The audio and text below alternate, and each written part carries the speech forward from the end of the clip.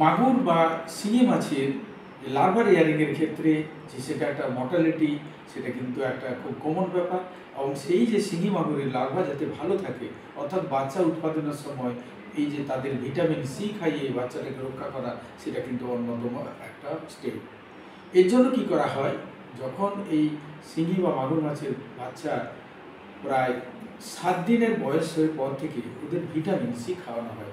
এই অ্যাকোয়া যে vitamin C পাওয়া যায়, সেই অ্যাকোয়া ভিটামিন সি সাধারণত 1 লিটার জলে 1 ml সেটাকে দিয়ে তার সঙ্গে এবারে শুকনো কেঁচো দেওয়া হয় এবং সেটাকে যখন জল শোধ করে তখন সেটাকে আমরা মাছকে খাওয়াই। সেই পদ্ধতিটা আমরা পরিষ্কারভাবে দেখাবো। এই যে দেখুন একটা কন্টেনার, যে ক্ষেত্রে আমরা এরকম জলটা আমরা করছি, যে মোটামুটি আমরা 1 লিটার জল নেবো, সেই জলটাকে নিয়ে আমরা এখন ঢালছি। 1 লিটার জল আমরা নিয়ে নিচ্ছি এই কন্টেনারে, সেটা আমরা দেখালাম এখানে।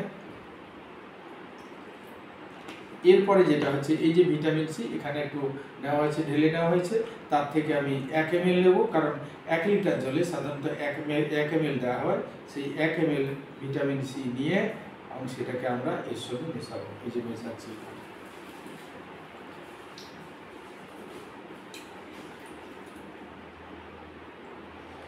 এরপরে এই যে শুকনো কেঁচো, সেই শুকনো কেঁচো নিয়ে আমরা এর সঙ্গে দেবো।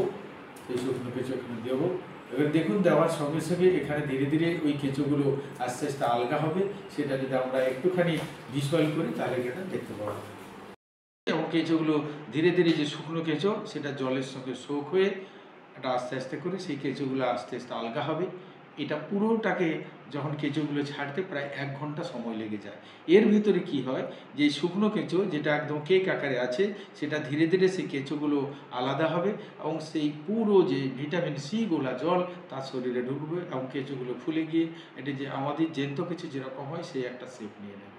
তারপরে সেটাকে যে মাছকে খাওয়ানো হয়, তাহলে ভিটামিন গোলা জলটা এবারে মাছের শরীরে রাখবে।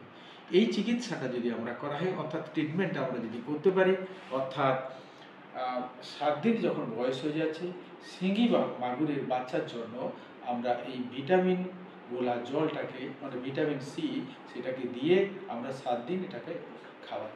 অর্থাৎ 7 দিনের পরে 7 দিন আমরা খাওয়াই। অর্থাৎ 7 দিন বয়স যখন হচ্ছে 7, 8, 9, 10, 11, 12, 13, এইভাবে 13 দিন পর্যন্ত আমরা খাওয়াবো এই রকম করে। অর্থাৎ ভিটামিন সিতে শুকনো কেঁচো ডুবিয়ে সেটা খাওয়া।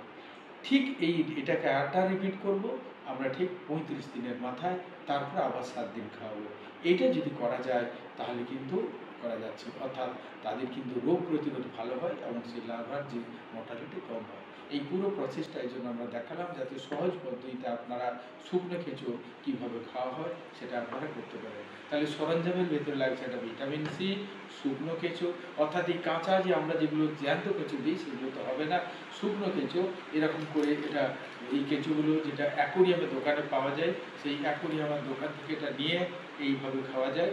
এটা কেক আকারে এটা পাওয়া যায় এবং সেই কেঁচোগুলোকে নিয়ে আমরা এইভাবে মাছকে খাওয়াতে পারি। ভিটামিন সিতে শোক করার জন্য প্রায় আধা ঘন্টা থেকে 1 ঘন্টা আমাদের সময় যাবে। এই অবস্থাতে পুরো কেঁচোগুলো জল শোক করে, অর্থাৎ ভিটামিনগুলো যে জল সেটাকে শোক করে নিয়ে প্রায় কেঁচোর যে স্বাভাবিক অবস্থা সেরকম একটা চেহারা নেয় এবং যেটা কিন্তু মাছ গ্রহণ করে। এর জন্য এখন মোটামুটি যে দেখা যায় যে অনেকটা কিন্তু কি হয়েছে, শোক হয়ে গেছে এবং শোক হয়ে গিয়ে এরকম একটা কিছুগুলো নরম হয়ে গেছে। এই অবস্থায় যদি দেখা যায় কিছু একদম লুজ হয়ে গেছে, আবার কিছুগুলো শোক হয়ে নরম হয়ে গেছে, এই অবস্থায় দিলে কিন্তু বাচ্চা খুব ভালো খায়।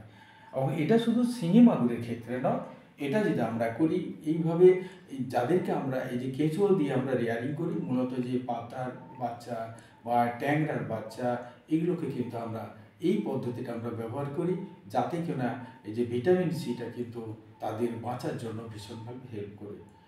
এইভাবে আমরা সঠিক পদ্ধতিতে কিভাবে আমরা এই যে শুকনো কেঁচোর সঙ্গে ভিটামিন সি খাওয়াবো সেই পদ্ধতিটা পুরোটা দেখালাম। আশা করি এই আলোচনা আপনাদের খুব কাজে লাগবে এইটুকু আশা রেখে সবাইকে আমার ভালোবাসা এবং শুভেচ্ছা জানিয়ে অ্যাকোয়াকালচার যে ডায়েরির তরফ থেকে আবার সবাইকে আমরা ভালোবাসা এবং শুভেচ্ছা জানিয়ে আজকের আলোচনা এখানে আমি শেষ করছি। নমস্কার, ভালো থাকবেন।